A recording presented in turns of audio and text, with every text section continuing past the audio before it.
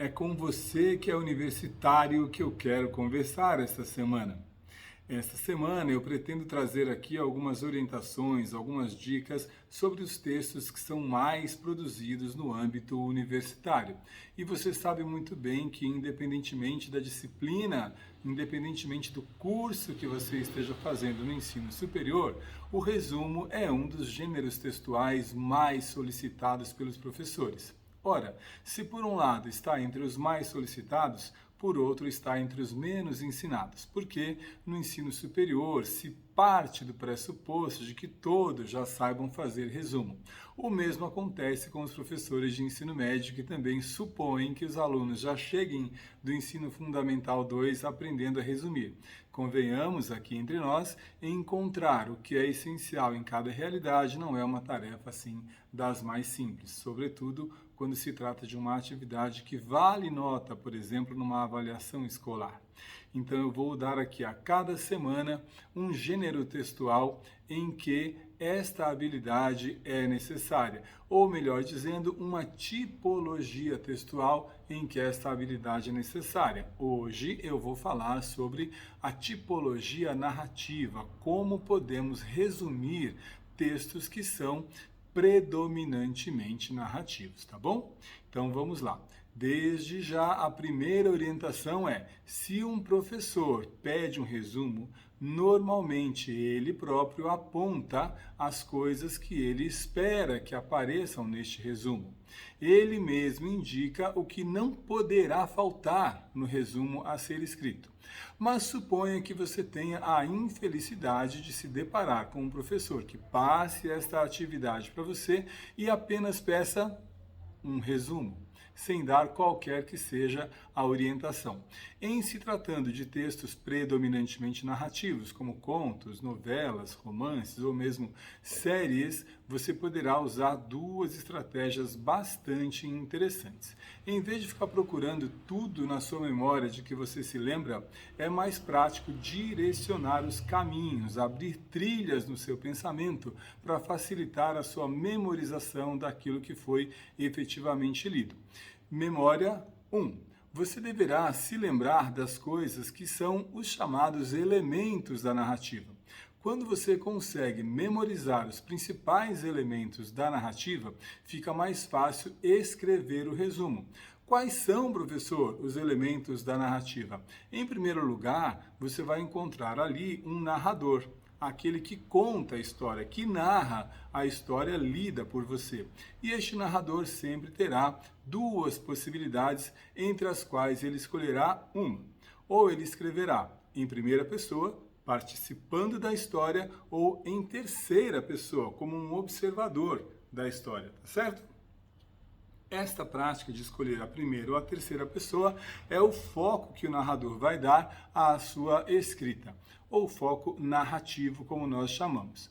Ao construir a história, o narrador seleciona alguns personagens que vão interagir para a construção dessa história.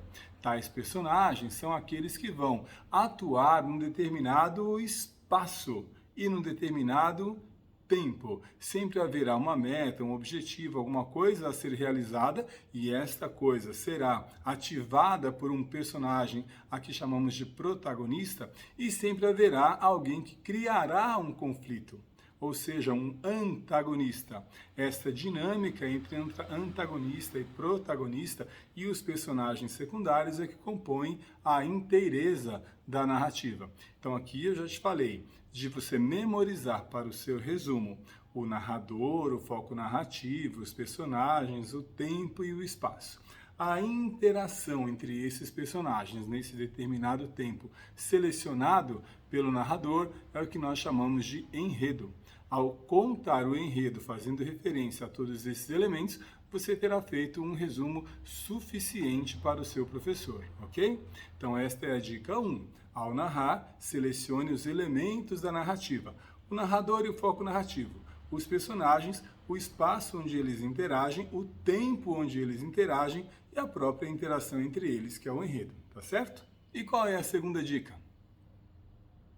Bem lembrado, a segunda dica é exatamente fazer referência à estrutura da narrativa, a qual, de modo geral, eu já fiz referência aqui.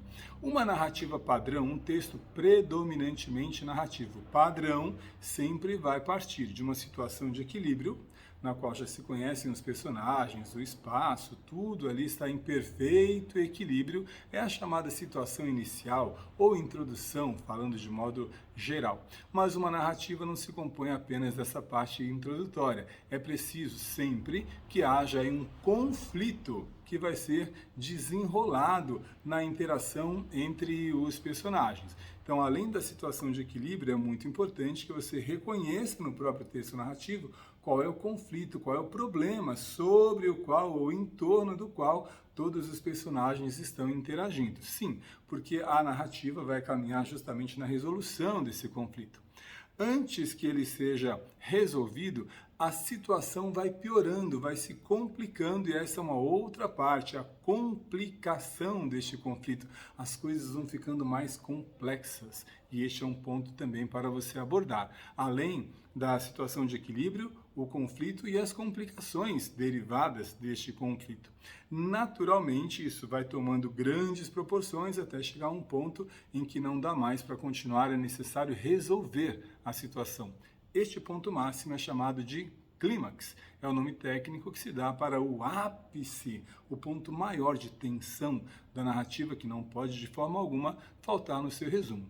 E por fim, como não poderia deixar de ser, a conclusão do texto, que também é chamada de desfecho.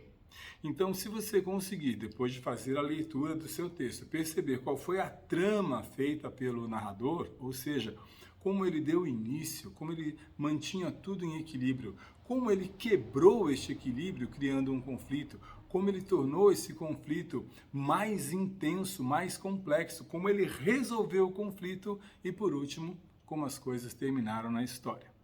Este é um outro momento, uma outra possibilidade, uma outra estratégia de você produzir resumos de textos predominantemente narrativos, ok?